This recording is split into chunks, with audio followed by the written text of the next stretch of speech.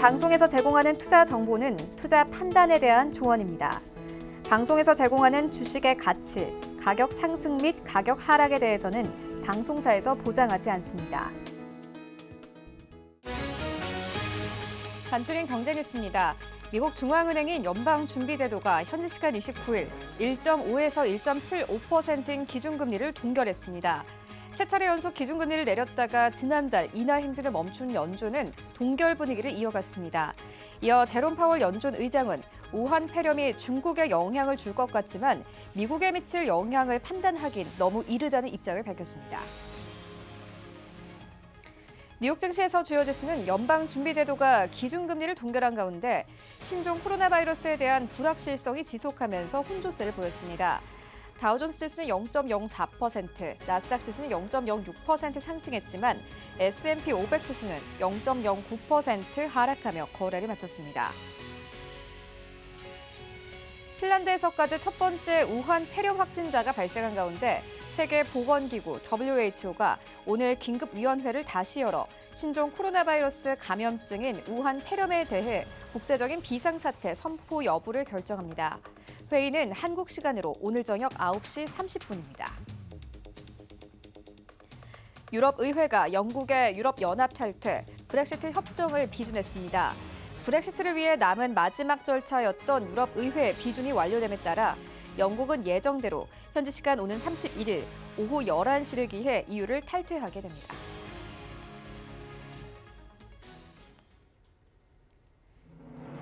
네, 시청자 여러분 안녕하십니까? 출발 증시 와이드 1부 시작합니다. 최윤입니다.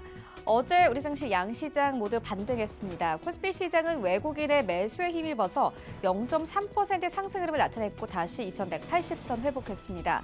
코스닥 시장도 마찬가지로 0.8% 가깝게 상승하면서요. 어제 670선 회복했는데요. 전날 뉴욕 증시가 반등을 했고 또 애플이 호실적을 내놓으면서 우리 시장에서도 관련된 IT 업종들이 반등세를 보였습니다. 하지만 이 춘절 이후에 처음으로 개장한 홍콩 증시, 항생 지수는 3% 가깝게 급락을 했고요. 간밤에 뉴욕 증시 3대 지수도 관망기조 이어지면서 혼조로 마감됐습니다. 이런 시장 상황들 오늘 출발 증시 와이드 1부에서 정확하게 알아보도록 하겠습니다. 네, 먼저 오늘 다뤄볼 이슈들 화면으로 함께 만나보고 오겠습니다.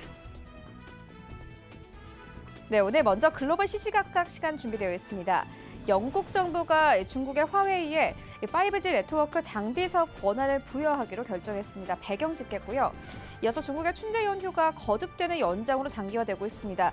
소비와 생산 등 중국 경제도 타격을 줄 것으로 보이는데 함께 짚어보도록 하겠습니다.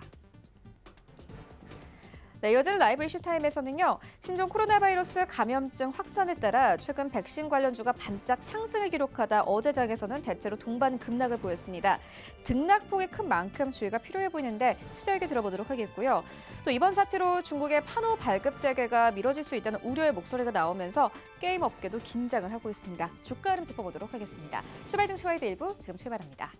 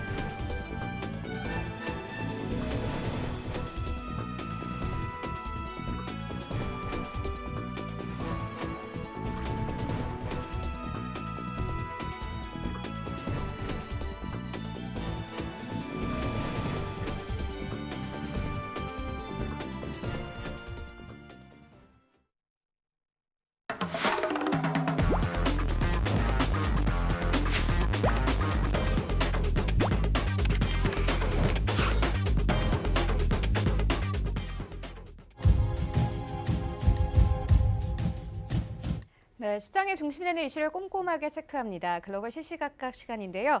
헌터스 경제연구소 김진석 소장 함께하겠습니다. 안녕하십니까? 안녕하세요. 네, 먼저 간밤에 시장 상황부터 짚고 가도록 하겠습니다. 뉴욕 증시 3대 지수 관망 기조 이어지면서 혼조로 마감이 됐는데요. FOMC도 모두 완료가 됐습니다. 이 기준금리를 동결했는데 이런 시장 상황들 좀 더 자세하게 짚어주시죠. 네, 지난 이틀 전과 다르게 어제와 오늘 그리고 글로벌 증시 가운데서 미국 증시가 하락보다 상승 쪽으로 좀 마감했고요. 오늘 새벽 끝난 미국 시장 관련돼서는 이것이 혼조세라는 표현을 쓰고 있지만 미국이 신코로나 바이러스의 그 확진 판결 받은 사람이 5명인 걸 보면 나름대로 미국 증시도 선방했다 이렇게 좀 정리를 좀 드려봐야 되겠습니다. 구체적으로 다우 지수 그리고 나스닥 지수는 소폭이나마 상승했고요. 가장 IT가 많이 영향이 있었던 S&P 500 지수는 0.09% 하락으로 전체적으로 글로벌 증시 관련돼서 미국 증시는 상승으로 마감 기조를 했다 이렇게 정리 드려보겠습니다. 자, 화면을 통해서 잠깐 다우 지수의 모습도 말씀드려보겠는데요. 자, 많은 참여자들이 그 미국인 관련돼서 확진 판결 1명 받았을 때는 주가가 상승보다는 상당히 급락의 모습을 보이고 있었고요. 다만 지난 이틀 전에 급락을 딛고 어제도 상승, 오늘도 장중에 변동성이 커졌습니다만 오늘 0.04% 상승으로 마감했다 이렇게 좀 말씀을 드려보겠고요. 자, 그러다 보니까 다우지수의 상승은 과연 미국 경제가 좋아지기 때문에 즉 지표 상승 때문에 상승 마감했다 이런 평가가 있는데 가장 이슈가 되고 있던 것들이 어저께 장 마감 이후에 발표된 그러니까 애플이 분기별 실적이 상당히 좋아졌다. 즉 어닝 서프라이즈 이런 단어가 있기 때문에 어제 최근 들어서 그 애플의 주가의 상승이 결국 다우지수를 비롯해서 미국 3대 지수의 그 하방을 상당히 그 굳건하게 지지하는 그런 모습이기 때문에 결국 애플을 비롯해서 반도체 업종의 주가가 최근 미국 증시에 흔들리는 부분들을 상당히 견고하게 좀 막아주고 있다. 이렇게 좀 말씀을 드려보겠습니다. 자, 그러다 보니까 연준에 대한 코멘트가 나오고 있는데요.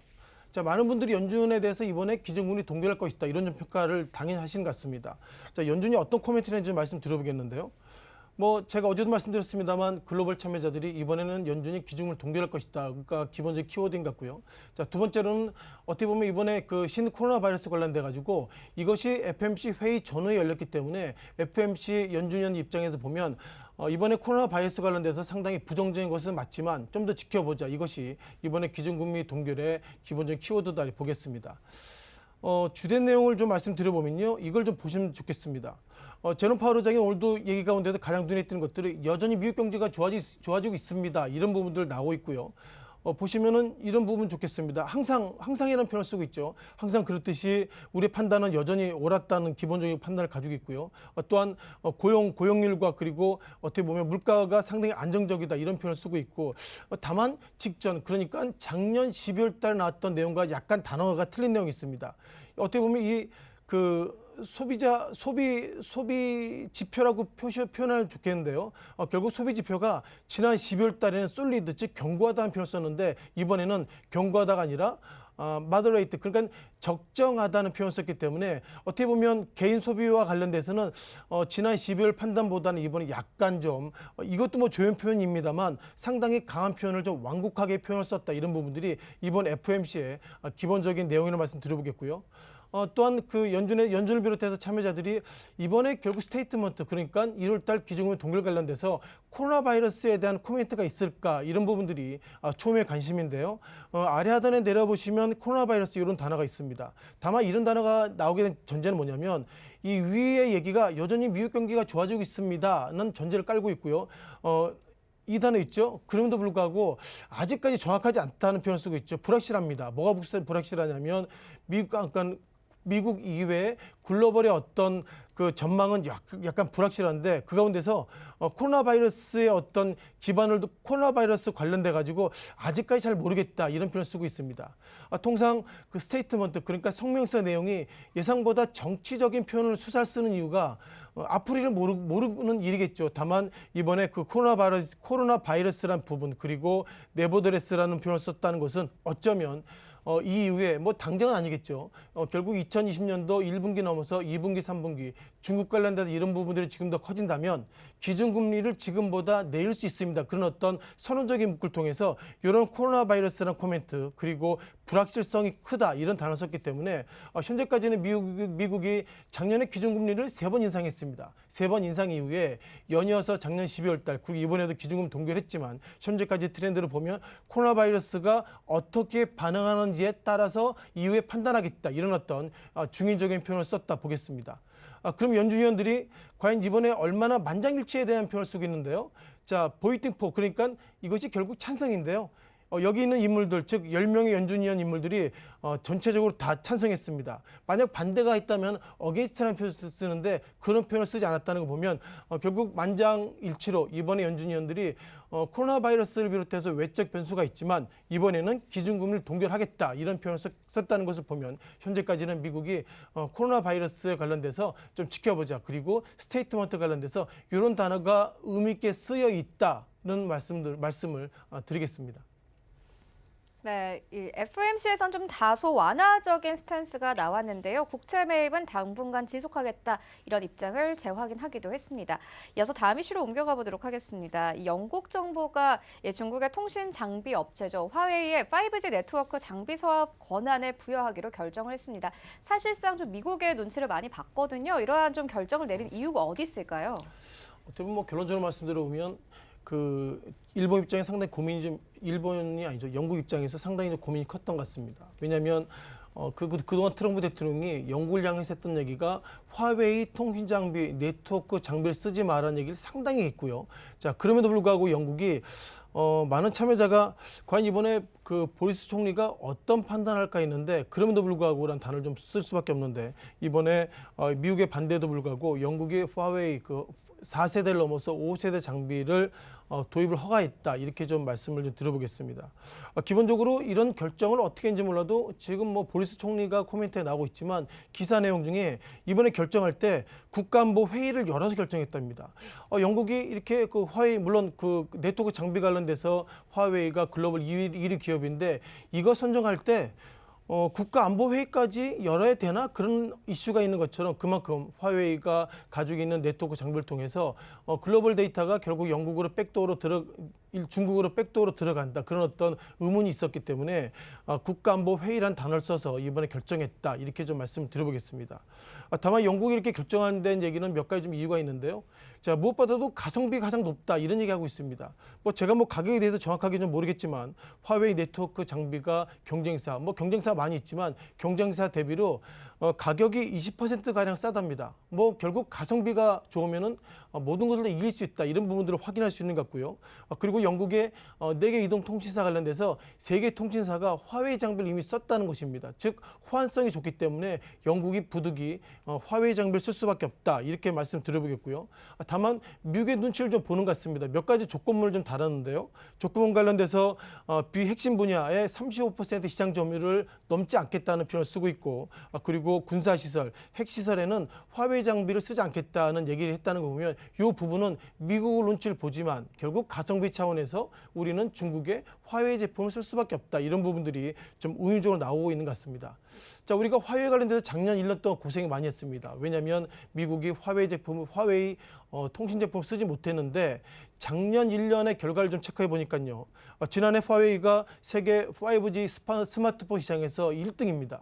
삼성전자가 2등이지만 결국 화웨이 제품이 이게 과연 미국이 그렇게 미국 내에서 쓰지 못하게, 즉 주요 클라이언트가 쓰지 못하게 했음에도 불구하고 화웨이가 글로벌 1위 했다는 걸 보면 이게 결국 기술력이 좋은지 가성비가 좋은지 모르겠지만 어쨌든 삼성전자를 넘어섰다. 이런 부분들이 결국 화웨이가 글로벌 1위 기업이 맞다. 그리고 스마트폰 관련돼서 상당히 경쟁력이 높았는데 기술력 부분인지 그리고 가성비 부분이 모르겠지만 일단 작년 1년 동안에 상당히 영업하기 어려운 환경 속에서 그만큼 실적이 괄목 성장하다. 이런 부분들을 우리가 좀 의미가 있게 봐야 될 것 같고요. 자, 그러다 보니까 삼성전자가 고민이 커지고 있습니다. 앞서 잠깐 말씀드렸던 것처럼 미국에서는 화웨이 제품 쓰지 못하게 했음에도 불구하고 삼성전자가 1위가 아니라 2위 했다는 걸 우리가 삼성전자가 다시 한번 좀 고민의 어떤 끝을 다시 한번 열려 있는 것 같고요. 자, 그러다 보니까 미국이 좀 언짢은 표현을 좀 하고 있습니다. 물론 미국이 그동안 했던 얘기가 저거죠. 미국 우선주의인데 결국 그 뒤져보면 영국도 영국 우선주의. 그러니까 지금 보시는 것처럼 보리스 총리가 또 다른 미국의 어떻게 보면 미국의 트럼프 대통령 같은 그런 색깔을 가지고 있는 인물인데 미국 입장에 상당히 언짢은 얘기가 이런 단어를 쓰고 있습니다. 이제 중국 공산당이 광범위하게 영국을 통해서 스파이 활동을 할 것이다. 이런 어떤 단어를 쓰는 걸 보면 상당히 좀 미국의 고민이 커지고 있는 것 같고요. 이제 내일 시간이죠. 이런 말이죠. 내일 시간 되면은 이제 영국이 그동안 그동안 말이 많았던 즉 브렉시트, 즉 이제 유로존에 탈퇴하는 사인을 하게 됩니다.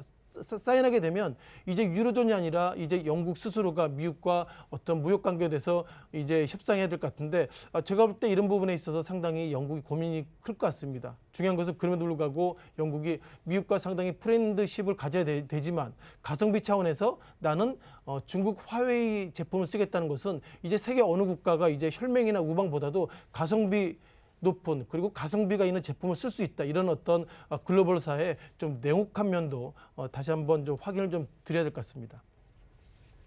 네, 이어서 중국 이슈 다뤄보도록 하겠습니다. 중국의 춘제 연휴가 거듭되는 연장으로 장기화되고 있습니다. 소비와 생산 등 이 중국 경제도 타격을 줄 것으로 보이는데요. 관련해서 좀 우려가 큰 상황입니다. 관련해서 중국 경제 상황 어떻게 보고 계십니까? 일단 중국 경제 많은 분들이 얘기 좀 하고 계시죠. 어쩌면 어려울 것입니다. 이런 얘기가 나오고 있는데 얼마나 어려울지는 모르겠지만 과거 시기를 보면 좀 어려움이 커질 수 있다. 이런 부분들은 통계화 되지는 못하지만 좀 그런 우려가 커지고 있는 것이 맞는 것 같고요. 자, 그동안 그 WHO가 지난 20일 그리고 23일 날에도 긴급 회의했습니다. 그때는 어떤 결정이냐면요. 이번에 코로나 바이러스 관련돼 가지고 이것이 어떻게 보면 국제적으로 비상사태를 선포할 때가 아니다. 이런 얘기했는데 그 WHO가 그 현지 시간 29일 날 오늘 저녁 정도로 좀 보고 있는데요. 제네바 사무소에서 기자회견을 열어 가지고 이번에 국제적인 비상사태를 선포할지 안 할지 그런 부분들을 정할 예정이라는데 결국 WHO가 이렇게 몇 번 코멘트했다는 걸 보면 제가 볼 때는 국제적인 비상사태를 선포할 때가 좀 때론 지난 것은 아닌가 이런 어떤 우려의 말씀을 드려보겠습니다. 다만 몇몇 그 글로벌 그 국가 관련돼서 중국에 방문하지 않았는데 그러니까 우한시를 거쳤던가 때론 중국을 거치지 않은 몇몇 인물 관련돼서 독일, 대만 그리고 베트남에서도 2차 감염이 커지고 있다는 걸 보면 이제는 대인 간에 즉 사람과 사람 간에 어떻게든 전파가 되고 있다 이런 부분들이 좀 큰 이슈가 있는 것 같습니다. 자, 그러다 보니까 우리가 춘제라는 표현을 쓰고 있는데요. 지난 시기에 중국 정부가 한 번 연기했습니다. 즉 1월 말에서 2월 2일로 춘제를 연기한다기보다 그만큼 결국 그 중국에 있는 어떤 인구의 이동을 좀 막았는데 2월 2일이 아니라 2월 9일로 그러니까 결국 또 일주일 더 연기했다는 걸 보면 어쨌든 우리가 모르는 좀 변수가 상당히 좀 커지고 있는 것은 아닌가 이렇게 좀 말씀드려보겠고요. 우한 패런 관련돼서 우리가 이 차트를 좀 보시면 좋겠습니다. 이 차트를 통해서 리뷰를 좀 드려볼 필요가 같은데요. 자, 중국 그 항생지수입니다. 중국 같은 경우에도 홍콩 같은 경우에도 상당히 좀 딜레이가 됐었는데 잠깐 보실까요? 이 보시면은 이런 부분이 좀 의미가 있다고 좀 강조를 좀 들어볼 필요 같은데요. 지난 시기에 그러니까 1월 24일 날 이후에 결국 춘절로 인해서 홍콩 항생지수가 쳤는데요. 어저께 열렸습니다. 즉 며칠 동안 열렸는데 어제 관련돼서 상당히 변동성이 커졌습니다만 장 마감하고 보니 어저께 2.82%의 급락으로 마감했습니다. 따라서 오늘 이후에는 홍콩 항생지수 어떻게 열릴지 몰라도 일단 하루 지난 며칠간의 어떤 그 불확실성을 약 2%, 2.82%의 급락으로 마감됐다고 말씀드려보겠고요. 제가 어제는 중국 상하이 지수가 2월 2일까지 일단 휴정할 것입니다 얘기했는데 결국 중국 정부가 2월 2일이 아니라 2월 9일로 된다면 아직까지 이것이 결국 지난 시기에 1월 23일 이후에 아직까지 거래가 안 됐습니다만 결국 2월 3일이 될지 때론 2월 9일이 될지 모르겠지만 중국 상하이 지수가 개장했을 때 얼마나 주가가 급락할 수 있는지 이런 부분들이 이후에 또다시 글로벌 관련돼서 중국의 어떤 큰 리스크라고 좀 말씀을 좀 드려보겠습니다. 다시 한번 좀 시장으로 들어가 볼 필요 같은데요. 자, 어제도 제가 잠깐 말씀드렸습니다만 어제 오늘 또한 데이터가 좀 변화가 좀 커지고 있는 것 같습니다. 이것이 중국의 한국의 네이버 같은 중국의 포털 가는데 바이두죠. 바이두의 데이터를 보시면 말씀드리겠습니다. 제가 어저께 말씀드릴 때는 어제는 어제 같은 경우에는 확진자가 4,633명 말씀드렸는데 하루가 지나고 나니 6,090명. 하루 사이에 보니까는 1,400명 정도가 확진 판정을 받은 분이 많다고 보겠고요. 어제는 제가 사망자 수가 106명 말씀드렸는데 오늘 확인해 보니 133명. 하루 만에 이렇게 사망자 수가 상당히 급등했다. 이런 부분들이 상당히 좀 고민이 커지는 것 같습니다. 다만 어제도 보셨던 것처럼 후베이성 중심으로 즉 어떻게 보면 확진 판결을 받은 사람들이 많은 것들이 색깔로 나와 있는데요. 후베이성 중심으로 상당히 전파되는 모습들을 우리가 다시 한번 확인될 수 있는 것 같습니다. 또한 어제와는 다르게 이제 차트에 대한 모습이 나오고 있는데요. 아래 하단의 부분들이 그 확진 그리고 치료 또 사망인데 치료와 사망은 상당히 플랫 즉 별 변화가 없습니다만 그 어떻게 보면 신코로나 바이러스가 걸렸다라고 확진 받은 사람들이 상당히 통계적으로 6천 명 정도를 단기간에 넘었다. 그러니까 1월 20일부터 보시면 안 되겠지만 1월 26일부터 3천 명에서 단기간에 3일 만에 약 2배가 넘은 6천 명으로 상당히 급증하고 있다. 이런 부분들을 좀 강조가 돼야 할 것 같습니다. 자, 마지막으로 결국 후베이성 관련돼서 후베이성이라는 표현을 쓰고 있죠. 후베이성 관련돼서 3,554명의 변화를 가지고 있는데 후베이성 관련돼서 가장 이슈가 있었던 이제는 우리가 우한 바이러스라는 표현보다 신코로나 바이러스라는 표현을 쓰는데 우한 쪽이 1,905명으로 전체 후베이성 관련돼서 반 이상이 지금 보시는 것처럼 우한성에서 상당히 좀 발생이 되고 있다. 이렇게 말씀드려보겠고요. 따라서 그 외에 있는 성들을 보면 전체적으로 전파되는 모습이 상당히 커지고 있다는 말씀 드려보겠습니다. 자, 마지막으로 이제 중국 입장에서 보면 중국 외 국가의 모습인데요. 자, 이것이 상당히 좀 의미가 있는 부분 뭐냐면요. 어제 관련돼서는 어제 제가 말씀드릴 때는 중국 이외에 어제는 57명의 확진 판결이라는 표현을 썼는데 오늘 확인해 보니 오늘은 70명의 모습을 가지고 있고요. 다만 아직까지는 다행인 것이 어제와 오늘이 사망자가 아직 없다. 이런 부분들이 다행이기 때문에 최근 들어서 글로벌 증시 관련돼서 미국 증시도 혼조세 가운데 상승했지만 과연 이 가운데서 과연 중국 이외의 어떤 국가들 가운데 사망자가 나온다면 이것은 또 다른 글로벌 리스크로 가기 때문에 우리가 긴장의 끈을 놓을 수 없다. 이렇게 말씀 드려보겠고요. 또한 어제 관련돼서는 태국의 어떤 확진 판결을 받은 사람이 여전히 14명의 모습을 가지고 있지만 상당히 몇몇 국가 관련돼서 한국의 숫자는 4명으로 전혀 변화가 없습니다. 따라서 우리가 어저께 한국 증시가 반등이라는 표현을 쓰고 있고 다만 그렇지만 이 한국의 숫자가 즉 확진 판결 받은 사람이 지금보다 는다면 그리고 그러면 안 되겠지만 사망자가 는다면 결국 한국 증시도 지금보다 어려울 수 있다. 이렇게 말씀 드려보겠습니다. 마지막으로 어저께 질병관리본부가 나왔던 코멘트를 말씀 드려보겠는데요. 앞서서 제가 한국에 4명의 확진 판정을 받은 분이 있다 얘기했는데 확진 판정을 받으신 분이 1, 2, 3, 4로 놓으시면 확진 판정 받으신 분이 이분과 접촉했다는 45명 그리고 두 번째 확진 판정 받으신 분과 접촉한 사람이 75명. 어저께 이 부분이 변화가 있었습니다. 즉 세 번째 확진 판정 받으신 분이 95명인데요. 직전에는 74명이었습니다. 74명에서 95명 증가했는데 이분이 좀 헷갈렸답니다. 내가 몸이 그때 어디 갔다 왔는데 내가 잘 모르겠다. 이런 것들 다시 한번 지난 1월 20일 19시에서 13시로 당겨지면서 확진 판정 받으신 분들이 74명에서 95명 늘었다. 이렇게 보겠고요. 자, 그러다 보니까 95명 관련돼서 활동을 결국 이것이 질병관리본부가 확인한 것이 아니라 여기서 강조되었던 것들은 확진 판정 받으신 분의 통신 데이터를 통해서 어디 다녔다 체크를 해보니까요. 이분이 성형외과를 갔다 왔고 호텔 갔다 왔고 이런 데이터가 나오고 있습니다. 그래서 95명인데 현재까지 밀접 그리고 일상 이 부분들이 있어 95명인데 어쩌면 이 가운데서 또 확진 판정 받으신 분이 나온다면 한국 증시도 좀 변동성이 커질 수 있다 이렇게 말씀드려보겠고요. 따라서 정리해보면 이후에 한국 증시에 대한 변화를 체크해 보시려면 질병관리본부의 데이터가 이것이 하루에 10시경에 계속 데이터가 업데이트됩니다. 그러니까 기사나 이런 어떤 내용을 통해서 판단하지 마시고 질병관리본부의 데이터를 통해서 이런 변화 추이가 있구나 이렇게 좀 체크해 보시면 그나마 좀 이렇게 안개 속에서 좋은 등대의 어떤 모습이 있지 않을까 이렇게 말씀을 드려보겠습니다. 네, 지금까지 헌터스 경제연구소 김진석 소장과 함께했습니다. 고맙습니다. 고맙습니다.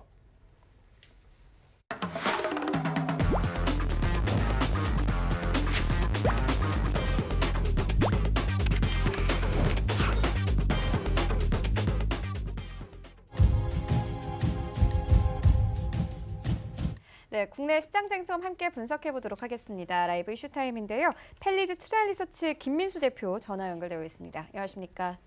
네, 안녕하십니까? 네, 최근 급등락 보이는 업종부터 짚고 가도록 하겠습니다. 코로나 바이러스 감염증 확산에 따라서 최근 백신주 관련주가 반짝 상승 기록하다가 어제 장에서는 좀 급락이 나왔는데요. 급락이 큰 만큼 또 투자에도 이 주의가 필요해 보입니다. 투자 전략 어떻게 가져가면 되겠습니까? 네, 지금 시장에서 가장 큰 이슈는 경제 흐름들보다 그리고 또 글로벌 경기 여러 관련된 흐름들보다 앞서서도 잠깐 이슈가 나왔던 것 같은데 신종 코로나 바이러스 관련된 이슈가 뭐 가장 크다고 봐야 되겠죠. 이게 거의 저희 생활에 그리고 삶에 또 인간이다 보니까 또 건강과 직접적인 연결이 되다 보니까 상당히 좀 중요한 이슈로 보이고 있는 상황들인데요. 그런 관점 쪽에서 여러 가지 뉴스나 제가 다시 반복하거나 언급을 떠들여서 더 얘기를 드릴 수준은 아닌 것 같고요. 약간 좀 어떤 여러 가지 개인적인 차원과 함께 분석할 수 있는 흐름들을 보게 되면요. 일단 지금 혹시 앵커님께서는 그 책 읽어보셨습니까? 총균쇠라고 하는 제러드 다이아몬드 교수의 책 읽어보셨습니까? 아니요, 너무 두꺼워서 읽다가 포기했거든요. 어떤 내용 담겨져 있습니까? 네, 지금부터 한 30분 동안 떠들라는 얘기로 저는 들리는데요. 이 책은 어떻게 보면 탐독용보다는 좀 배고 자는 배계용이죠. 네, 그만큼 상당히 두껍고 내용도 방대합니다. 근데 하나만 요약해서 말씀드리게 되면은 거기서 나왔던 얘기 중에 하나가 균과 관련돼서 나오는 여러 가지 얘기들. 그래서 즉 인류의 문명이 발달하면서 나오는 여러 가지 현상에 대한 어떤 도전과 응전이라는 얘기가 나오기 시작하는데요. 이쪽을 봤었을 때는 쉽게 말씀드리면 인류가 문명이 발달할수록 나오는 질병들은 계속 늘어날 수밖에 없다라는 얘기들이고요. 그로 보게 되면은 저희가 불치병 그리고 치료할 수 없는 병이라고 얘기하면서 나왔던 게 에이즈입니다. 에이즈가 나온 뒤로 13번째 이 신종 코로나 바이러스도 어떤 치료제가 마땅히 없는 가운데 인류를 괴롭히는 그런 질병 쪽으로 또 얘기가 나오고 있고요. 또 하나 얘기를 드리게 되면은 바이러스랑 세균은 다른 거 알고 계시죠? 네, 저도 이번에 처음 알았습니다만 바이러스 세균 같은 경우는 솔직히 어떤 치료약이 나올 수밖에 없죠. 근데 바이러스 같은 경우는 백신 자체가 나올 수가 없습니다. 특히 항체로 인해서 자연적으로 항체를 길러서 자연적으로 치료가 될 수 있는 과정을 겪어야 되는 필수 과정이다라고 하게 되면 저희가 지금 많이 얘기가 나오는 것처럼 바로 백신이 개발돼서 이를 끌고 나갈 수 있는 수준은 아니다라는 데 가장 먼저 초점을 맞춰야 됩니다.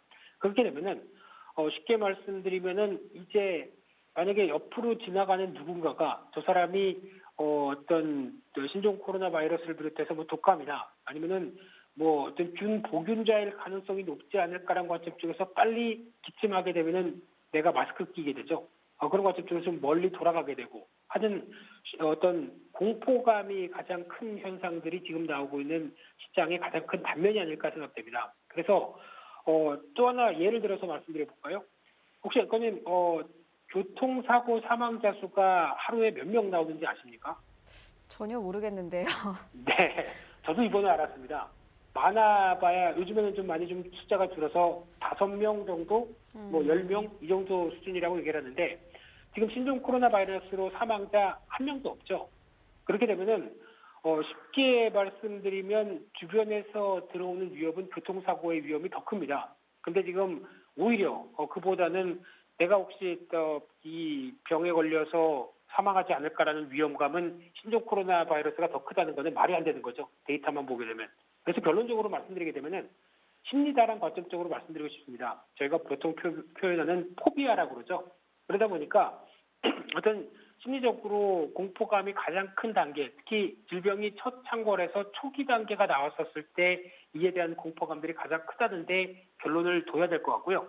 그렇게 되면 막상 어떤 전파 속도가 빠르고 사스나 메르스보다 어떻게 비교할 수준이 아니다라고는 얘기는 하고 있지만은 지금 어떤 생각보다 그렇게 크게 위협을 가하는 수준 정도로 확대되기에는 너무 몸이 저희가 심리가 움츠려져 있다라는 쪽으로밖에 볼 수 없는 상황이 아닐까 생각됩니다. 그래서 또 하나 중요한 거는 이제 또 중요한 교육국 중에 하나는 중국이 저런 식으로 고생을 하고 있고 거기서 확진자가 늘어나고 있고 이런 변화가 나오게 되면은 특히 중국 GDP가 지금 1%에서 2%는 감소될 수 있다는 수치로 나오다 보니까 그에 따른 실물 경기에 대한 여파의 우려감 이쪽이 가장 큰 포인트가 아닐까 생각되고 있고요.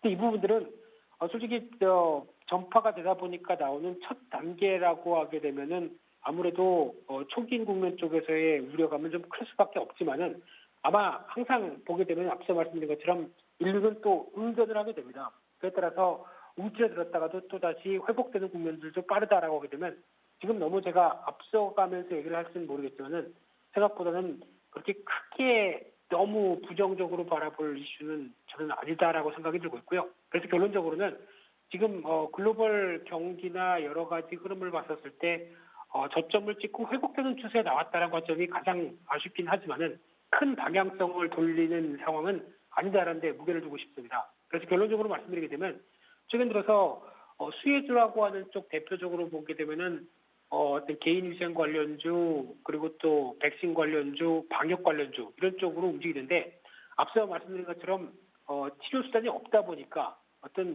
그러면 그냥 마스크라도 껴서 손 세정제를 쓰고 손도 자주 닦아야 되고 하는 어떤 저희가 알고 있는 수준 정도로밖에 지금 대처할 수 없는 상황이라고 보게 되면 그에 따라서 마스크 판매가 지금 보니까 1월 작년 대비해서 뭐 4,000% 이상 늘었다고 하는 부분들 이런 쪽도 어떻게 보면 당연히 그 관련된 기업 쪽에 모멘텀은 가해지겠죠.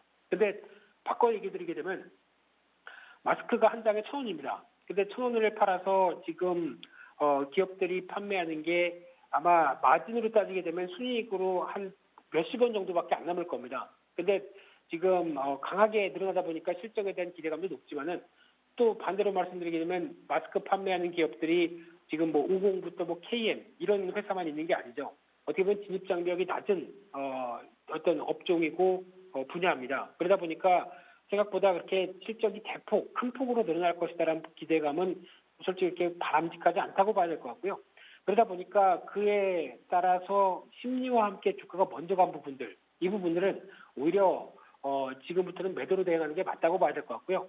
또 여러 가지 이슈에 따라서 등락은 펼쳐질 가능성은 있겠지만은 주가는 정점이다라는 관점에 무게를 두겠습니다. 따라서 지금 수혜주 쪽으로 움직였던 종목들은 매도 쪽으로 대응하는 게 맞다. 그리고 피해주로 언급되는 종목들 대표적으로 보게 되면은 어떤 소매업종, 유통업종, 특히 사람들이 안 가기를 꺼려하면서 나오는 대표적인 섹터죠. 또 중국 소비주 이런 쪽은 어떤 공포감 때문에 주가가 하락한 만큼 그에 따라서 가격 메리트는 발생한다는 관점 쪽으로 바라보는데 쉽게 말씀드리면 방향성은 맞다고 생각되지만은 이게 잔파동이나 아니면 투자 심리에 따른 부분들 때문에 다시 주가가 출렁이는 가능성은 있죠. 그렇기 때문에 여기가 저점이야라고 생각하면서 남은 현금을 다 빠진 종목들을 오르려는 것보다 서서히 그러니까 한 뭐 3번에서 4번 걸쳐서 사겠다라는 관점 쪽으로 대응하는 게 더 맞지 않을까 생각되고 있고요.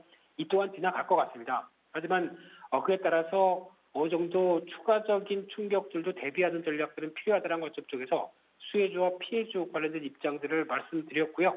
그래서 타이밍은 조절해 가자라고 하게 되면 아마 또 한 달 뒤나 한 2-3달 뒤 정도까지 지켜봤을 때는 오히려 좀 더 좋은 결과가 나올 수 있다라는 데 무게를 두면서 지금 제가 드리고 싶은 얘기는 뭐 매일매일 말씀드리는 상황이 아니다 보니까 일주일 만에 뵙다 보니까 드리고 싶은 얘기는 일단 너무 공포감으로 몰아가지 말자라는 관점 쪽에 포인트를 맞춰드리고 싶습니다.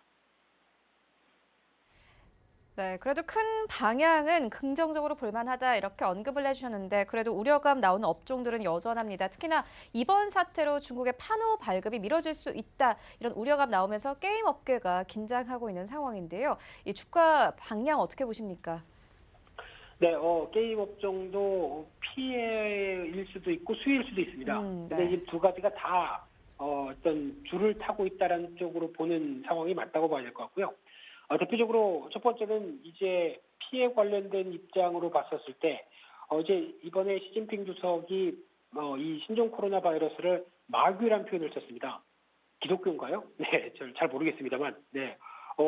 마귀란 쪽의 표현을 쓰면서 우리는 반드시 이기겠다라고 얘기를 하고 있는데 그러다 보니까 시진핑 주석의 큰 관심은 어차피 중국이란 입장 쪽으로 봤었을 때는 인민의 삶을 위해서 질병이 창궐한다. 당연히 어떤 공산당의 입장 쪽에서는 신경을 써야 될 부분들이고 잘못하게 되면은 또 여기서 인민의 마음이 돌아선다라고 하게 되면 일당이다 보니까 당연히 챙겨야 될 첫 번째 과제입니다. 그러다 보니까 지금 시진핑 주석을 비롯한 공산당이 과거와는 좀 다른 모습을 보이고 있는데요. 예전에 사스 사태 같은 경우는 어떻게 보면 발병을 한 뒤부터 거의 한 달 동안 거의 방치했던 수준이고요. 좀 뒤늦게 초동 대치가 느려지면서 뒤늦게 대처한 측면들이 많다 보니까 조금 좀 실기한 게 아니냐라는 얘기들도 상당히 많았죠. 근데 이번은 좀 다릅니다. 아무래도 적극적으로 나서야겠다라는 관점이 높다 보니까 빠른 시일 내에 WHO 관계자도 불러들이고 그리고 또 정보 공개도 좀 빠르게 나오면서 어느 정도 대처하겠다는 의지가 상당히 큽니다.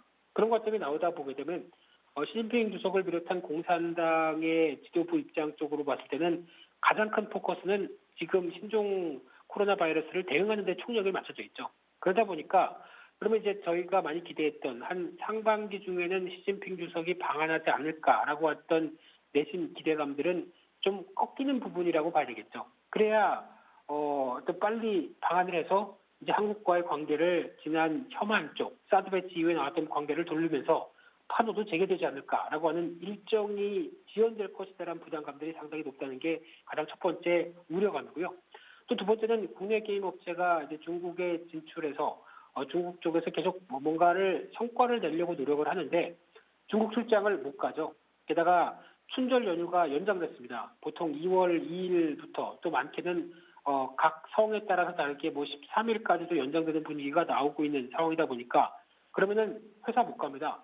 재택근무해야 되죠. 근데 재택근무는 한계가 있을 수밖에 없다는 관점 쪽에서 생산성이 떨어질 것이다라는 관점들. 근데 이 부분은 게임 업종이 아니라 중국 전반적인 산업에 대해서도 다 마찬가지라고 봐야 될 것 같고요. 중국에 진출해 있는 국내 회사들 기아차도 얘기가 나오고 있고 그리고 대부분의 회사들 같은 경우도 다 영향을 받는다라고 하게 되면 당연히 실적 관련된 부분들 쪽에서 부담일 수밖에 없는 부분들이라고 봐야 될 것 같고요. 하지만 지금은 부정적인 쪽을 말씀드렸는데 반대로 보게 되면은 수혜일 수도 있습니다. 왜냐면은 사람의 이동을 자제시키는 관점 쪽에서 앞서 말씀드렸던 피해주가 있다고 하게 되면 상대적으로 또 수혜를 보는 쪽이 있죠. 집 밖으로 못 나간다. 그럼 집에만 있어야 됩니다. 그럼 뭘 할까요? 보드게임 할까요? 그것도 게임이네요. 네, 하지만 그쪽은 게임이 아니라 사람이 또 모여서 게임하는 쪽은 아니죠. 혼자 즐길 수 있는 집콕주라고 하나요? 그러니까 집에서 어떤 레저나 어떤 여러 가지를 시간을 보낸다라는 관점 쪽으로 봤었을 때 가장 또 수혜를 받을 수 있는 쪽으로 보게 되면 음식 배달이나 택배도 영향을 끼칠 수가 있겠죠. 게다가 또 미디어 관련된 쪽, 집에서 TV만 보게 된다든가 또 TV만 보니까 맨날 그 얘기야 지겨워. 그러면 또 게임을 하게 되겠죠. 그런 관점으로 봤을 때는 오히려 수혜일 측면들도 높습니다. 그런데 이 부분이 아직 그렇게 크게 반영은 안 되고 데이터로 나오지 않다 보니까 아직 잡히는 부분들이 없는 시각으로는 볼 수 있는데 저희가 당연히 유추할 수 있는 상황들이겠죠. 따라서 결론적으로는 피해 기대감이 나올 수 있는 부분들이 좀 사라지면서 수혜일 부분들도 있는데 수혜일 부분들은 아직 어떤 구체화되지 않았다는 관점 쪽에서 여전히 모멘텀으로 보게 되면 그렇게 크지는 않다는 관점 쪽으로 바라봐야 될 것 같고요. 하지만 지금 대표적으로 NC소프트를 비롯해서 종목들, 업종 관련된 흐름들은 실적이 그래도 회복되는 추세 쪽이다. 안쪽에 무게를 두게 되면은 이번 하락을 통해서 관심이 있었던 분들이라고 한다면 비중을 늘리는 것은 나쁘지 않다라고 봐야 될 것 같고요. 특히 앞서 말씀드린 것처럼 시진핑 주석이 방안이 늦춰진다고 하더라도 안 오는 게 아니라 일정이 지연됐을 뿐이다라고 하게 되면은 또 하반기에도 오겠죠. 그런 관점으로 보게 되면 기대감은 모멘텀은 살아있다라는 관점 쪽으로 대응하는 게 맞겠다 이렇게 바라보고 있습니다. 네, 알겠습니다. 이어서 다음 이슈로 옮겨가 보도록 하겠습니다. 현대제철이 30년 만에 첫 분기 영업 적자를 기록했습니다. 철강 산업에 대한 우려감이 더욱더 커지고 있는데요. 관련한 업종의 미래 어떻게 보고 계십니까? 네, 단도직입적으로 말씀드리게 되면 앵커님은 철강주 사고 싶으세요? 아니요. 철강 네. 산업은 워낙 좀 우려가 많다 보니까 네. 매수하기는 쉽지 않을 것 같아요. 네, 비슷한 마인드고요. 앵커님이 정확히 보시는 것 같고요. 저희도 그렇게 해석할 수밖에 없습니다. 왜냐하면 현대제철 영업 손실 나왔고요. 작년도 영업이익 보게 되면은 67% 감소한 숫자로 나오고 있는데 특히 철광석 가격은 올라갔는데 제품 가격은 올릴 수가 없습니다. 왜냐하면 전방산업이라고 하는 자동차, 조선 이런 쪽으로 봤었을 때는 뚜렷한 회복세가 강하게 나와야 가격도 같이 올리면서 가격이 올라간 부분들을 원가를 좀 이전할 수 있는 부분들이 나오는데 전혀 그런 상황들이 아니죠. 게다가 업황이 좋지 않다 보니까 일회성 비용들이 더 늘어나는 모습들, 대표적으로 구조조정까지 같이 이어지다 보니까 인건비와 관련된 추가 발생 비용을 또 대처를 못한다라고 하게 되면 또 다른 난관에 부딪히고 있고요. 포스코도 비슷하게 별로 실적이 썩 좋지 못할 걸로 보여지고 있는 상황들입니다. 그렇게 되면은 그러니까 무엇보다 철강 관련된 산업 쪽으로 봤을 때 저희가 가장 눈여겨봐야 될 부분들은 중후 업종이라고 그러죠. 그러니까 즉 장치 산업이고 그에 따라서 대규모 자본이 투자되는 대표적인 산업들 쪽에서 국내가 특수를 이루었을 때가 보시게 되면은 2007년도 때 부근들 금융위기 전에 중국이 크게 성장하기 시작하면서 그에 따라서 나오는 대표적인 중후 업종들이 이때 많이 수혜를 받았었습니다. 왜냐하면 중국 경기가 살아나고 중국이 이를 많이 쓰다 보니까 그에 따라서 공급하는 배후에 있는 업종들이라는 관점 쪽에서 부각을 많이 받았는데 지금 글로벌 경기가 위축되고 앞으로도 글로벌 경기가 살아난다고 하더라도 이런 중후 업종들의 수요가 폭발적으로 늘어나서 이를 뒷받침하는 서포트할 수 있는 현상이 나올 수 있을 것인가?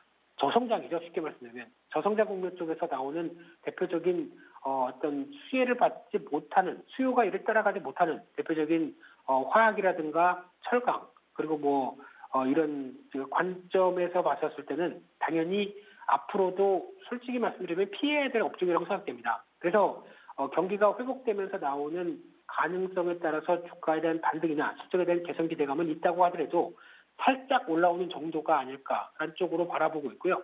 그렇게 되면은 앞으로의 시장 흐름과 어떤 포인트는 무엇보다도 어떤 저성장 국면 쪽에서 어느 정도 성장이 뚜렷하게 가시화될 수 있는 업종 쪽으로만 한정적으로 바라보는 게 좋겠다라는 쪽에 다시 한번 포인트를 맞춰봐야 될 것 같고요. 그러면은 철강주는 그에 포함되느냐? 아니라고 봐야 될 것 같습니다. 그러다 보니까 이에 따른 부분들은 당연히 투자에 참고를 하셨으면 좋겠고요. 게다가 또 가장 또 철을 많이 쓰는 쪽이 자동차 쪽이었었는데 현대제철도 마찬가지고요. 근데 이쪽으로 바꾸게 되면 자동차 경량화 추세죠. 그러니까 자동차가 저희가 알고 있는 철로 뒤덮여서 이게 내연기관으로 휘발유를 떼서 간다라고 했던 기존의 마인드가 철저하게 바뀌고 있는 상황들입니다.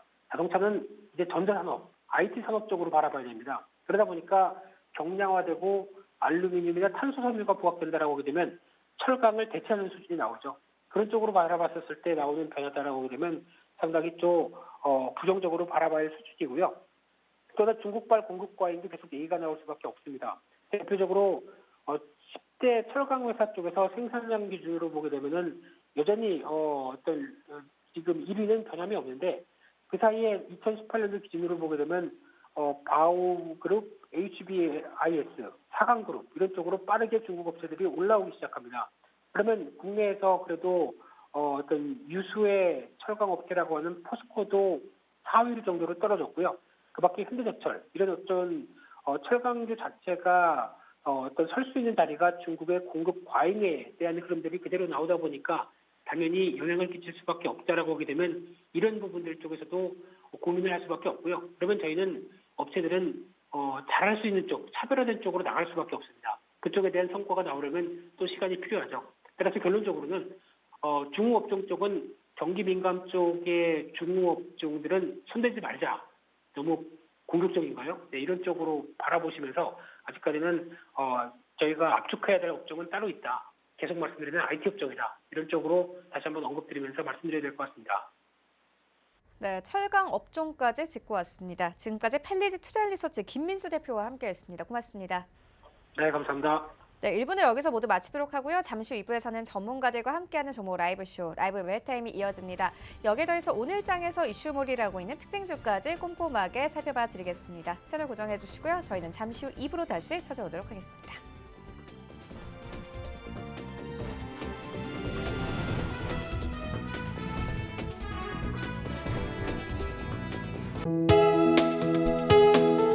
본 방송에서 제공하는 투자 정보는 투자 판단에 대한 조언입니다. 방송에서 제공하는 주식의 가치, 가격 상승 및 가격 하락에 대해서는 방송사에서 보장하지 않습니다.